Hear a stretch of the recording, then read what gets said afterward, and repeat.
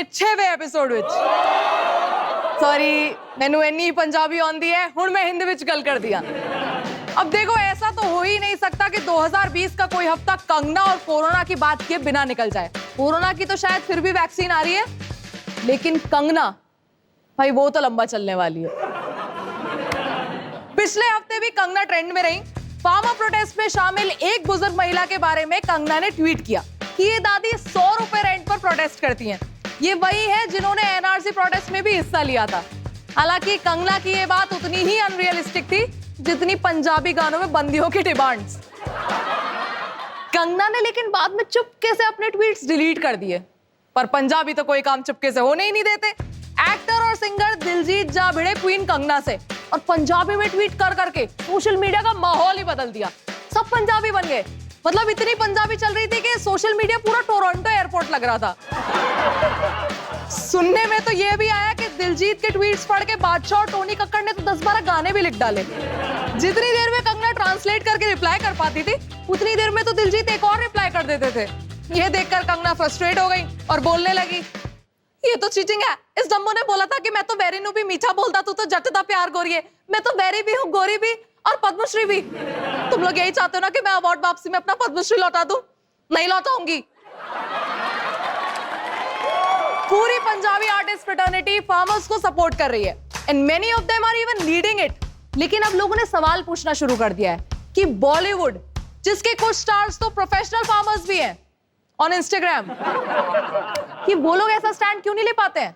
Farmers पे तो वो भी डिपेंड करते हैं। हाँ, ये और बात है कि एनसीबी कई बार उनकी फसल जब्त कर चुकी है। दिल्ली आने जाने के सब रास्तों पर किसान खड़े हैं। कोहली से अच्छी फील्डिंग तो किसानों ने लगाई हुई है। इतना ही नहीं, जो किसान साउथ दिल्ली के बॉर्डर पर खड़े हैं, उन पर तो एटीट्यूड और पनाश भी आने लगा है। गवर्नमेंट और फार्मर लीडर्स के बीच कई बार बात हो चुकी है, लेकिन बात बन नहीं पा रही है। Just like my brother Shubham's career. I sincerely hope कि जल्दी कोई सोल्यूशन निकल आए, क्योंकि खाना चाहे हम ऑनलाइन ऑर्डर करते हो, लेकिन उगाया अभी भी ऑफलाइन ही जाता है। चलो और थोड़ा नीचे गिरते हैं। Let's go down under. India ने सेकंड ओडीआई में जीत दर्ज की। नहीं, मैच में तो हमारा बैंड ही बजा था, लेकिन क्राउड में हमारे लौंडे ने शादी के बैंड बाजे का फुल इंतजाम कर लिया। स्कोर कार्ड पर तो हम कुछ खास कर नहीं पाए, लेकिन ग्रीन कार्ड की रेस में उस दिन इंडिया ही जीती। लेकिन इंडिया की टीम ने कमबैक मारा T20 सीरीज में। कमाल की बात तो यह है कि ऑस्ट्रेलिया की टीम, जिसमें वार्नर और स्मिथ जैसे दिग्गज प्लेयर हैं, वो इंडिया को कह रहे थे कि तुम रोमांच खा के जीते हो, दिस इज चीटिंग। हमारे जडेजा के सर पे गेंद लगी तो टीम ने कंकशन सब का यूज करके टिकटॉक वीडियो के मिड शूट से चहल को फील्ड पे बुला लिया और पहली बार अपनी टीम को पानी पिलाने वाले 12th मैन ने दूसरी टीम को भी पानी पिला दिया, जिसपे ऑस्ट्रेलिया के कोच जस्टिन लेंगर मैच रेफरी पे ऐसे भड़के जैसे प्रीति जिंटा मैक्सवेल की बैटिंग देख के। एक और बॉलीवुड एक्ट्रेस विद्या बालन एमपी के फॉरेस्ट में शूट कर रही थी वीडियो वाला। अरे डियर, सब बॉलीवुड एक्टर्स शिकारी नहीं होते। एमपी के फॉरेस्ट मिनिस्टर ने विद्या को डिनर के लिए इनवाइट किया। विद्या ने मना कर दिया तो मंत्री जी ने शूटिंग ही रुकवा दी। जी हाँ, मिनिस्टर साहब पोहे जलेबी लेके गए थे और विद्या मैडम ने बोल दिया, भाई मेरी तो डाइटिंग चल रही है। लेकिन अंकल, आप किसी और को भी तो डिनर पर लेके जा सकते थे। देश में रोज लाखों बच्चे मजबूरी में इंटरमिटेंट फास्टिंग कर रहे हैं और बहुत सारे तो सालों से कीटो और नो कार्ब डाइट पर हैं। उनके डिनर का क्या? अब बढ़ते हैं इंडिया के 90s किड्स की तरफ। ये पहली ऐसी जनरेशन थी जिसको गेम खेलते हुए ग्राउंड पर इंजरी नहीं हुई, बल्कि घर आने के बाद हुई। वो साइबर कैफे में तो फीफा, रोड रैश, मुस्तफा खेल लेते थे, लेकिन घर आके उनके पापा उनके साथ स्मैकडाउन खेलते थे। और जिस दिन ऑफिस ज्यादा स्ट्रेसफुल हो, उस दिन एक आधा चोक स्लैम तो पक्का। वैसे गेमिंग इंडिया के लिए कोई नई बात नहीं है। शकुनी मामा इंडिया के पहले रिकॉग्नाइज्ड गेमर थे। वाइस सिटी से सदियों पहले चीट कोड्स वही तो लेकर आए थे।